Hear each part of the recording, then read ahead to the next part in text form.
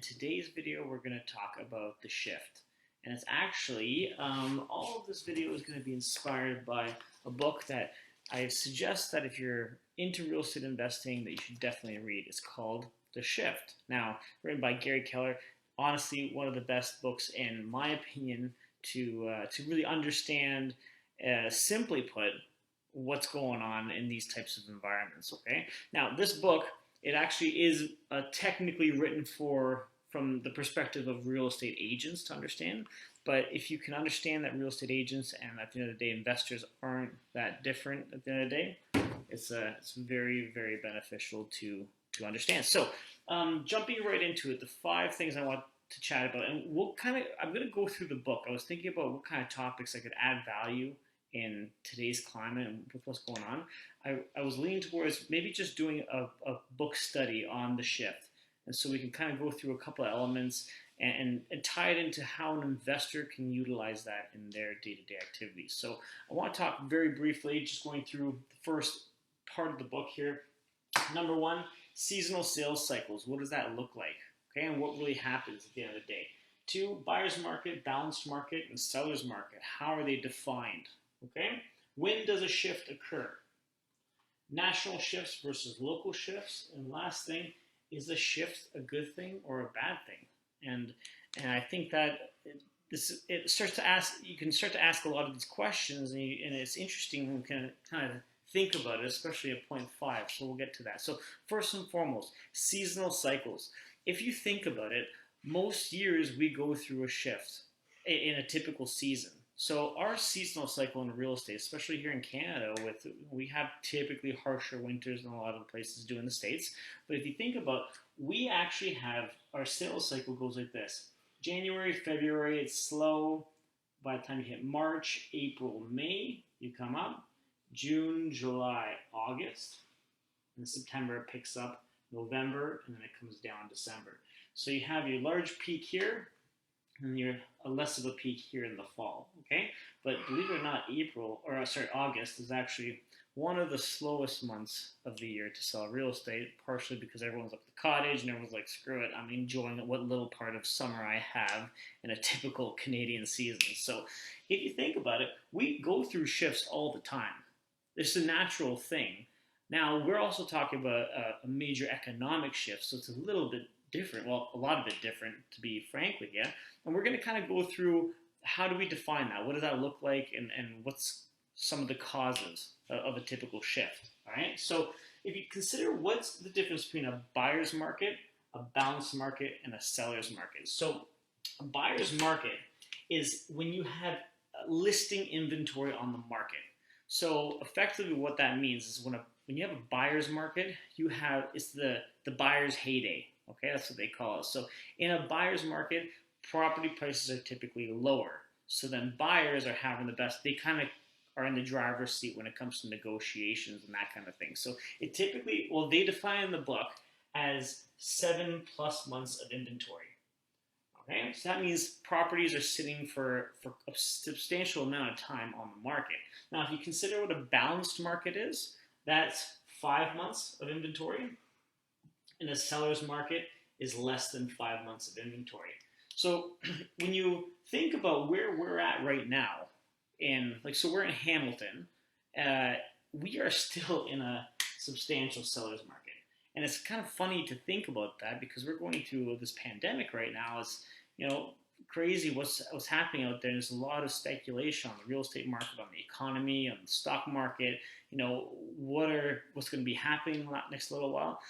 But properties are still selling. In the last 7 days between Kitchener, Niagara Board, Hamilton, Burlington Board, I think there was over 1,200 sales. Like properties sold, 1,200 in the last 7 days, which is pretty incredible. And we're still listing less than selling. So there's going to be more opportunity out there, I think. Now, that being said, despite the fact we're in a seller's market right now, a lot of economic factors are coming into play that are going to affect our climate right now in terms of property values and prices and things like that. So one of those is obviously the significant amount of job losses, right? So this literally takes us into step 3. So when does a shift occur? effectively, it's put it simply, it's supply and demand. So whenever you have a shift in supply or demand, that's when a shift happens, right? So if you consider right now, we're in a position where a lot of people have lost their jobs. Banks aren't lending to people who have been laid off, of course, right? Because they don't have the means to deliver on their debt. Um, you also have the borders that are closed, which is a big factor. Immigration is a big driver here in Canada. When you shut the borders down, that's, you're stopping an influx of a lot of outside money coming in. Okay, so these are some factors that are now going to switch the supply and demand. Now, luckily for us here in Canada, we have very robust banking systems, and we also still have a serious demand for housing in Ontario, and especially here in Hamilton, the bigger cities, Hamilton, Toronto. We have a major housing shortage. So that's why we're still seeing buyers going out there and purchasing homes. And even though there's less sales happening per se, the property values themselves are staying pretty strong for the time being. Now, that could still change, and we'll see what the data looks like in the coming months. The property values are still staying pretty high because there's still properties going multiple offers, right? So the supply and the demand balance hasn't really taken place too much yet. But once again, it's really the first full month that this is happening, right? So it kind of was the tail end of March, and now we're getting into the tail end of April. So we're going to see what that data looks like. So the difference between national shifts and local shifts, I want to bring this up because it does play into this whole thing. A national shift usually takes a long time. So you don't see those effects right away from a global scale or from a national scale, right? But local shifts happen very, very quickly. I remember when I was working as a real estate agent here in Hamilton back in, I think it was 2016, 2017, it was a crazy seller's market. Everything was flying off the shelves like you wouldn't believe. We're getting multiple offers on everything. I think my record was like 19 offers on one property. It was wild. And when the government came out with that, it was the stress test that they put on the mortgages. All of a sudden, for that first week that came out, the phone stopped ringing. It was crazy. I remember it distinctly because I thought, well, the real estate market's always like this, just always crazy, going super quick. But no, all of a sudden it was like crickets. And there you can start to see, and we at the time, I remember we were on the team that we were at, we had a number of listings that were like they needed to sell because they'd already bought a place. And in those moments, we could really feel the local shift. Now, on a global scale or on a national scale overall, Canada weathered that storm pretty good, right? But we felt it in some pockets in the different areas. So it's something to be really careful and look into because Hamilton's high in demand right now, right? So our values, I don't think are going to be hit as hard as, let's say, somewhere like maybe Toronto would, or these smaller cities outside. Like, I'm speculating here, but it can kind of make sense when you extrapolate it that way, right? So the last point I really want to bring up for this particular segment is a shift a good thing or a bad thing? And generally, what people's interpretation of a shift is that, oh my God, it's bad. And the reason why they say it's bad is because it's driven by fear. There's a big element of fear that comes along with a shifting market because of uncertainty. There's no way you can time the market, right?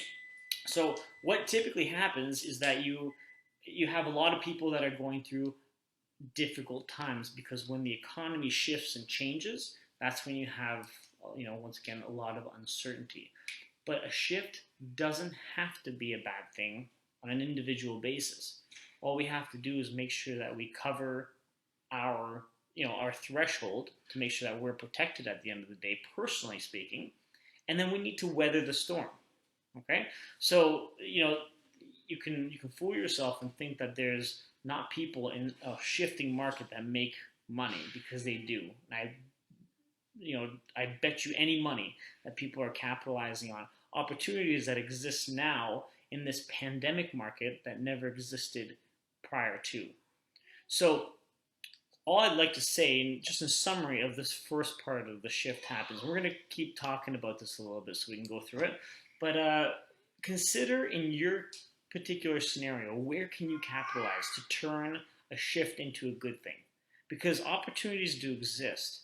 And depending if you're somebody who unfortunately has been laid off during this pandemic, and you're not sure, and there's uncertainty out there, this is the opportunity to sit down and reflect on, is this good? Is this bad? What can I do to make this bad good?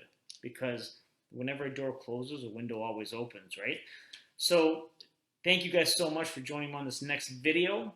I hope to see you again on the next one. We're going to keep talking about the shift elements. So definitely send some questions our way. We'd love to chat with you guys about it and challenge us however we can. Stay safe.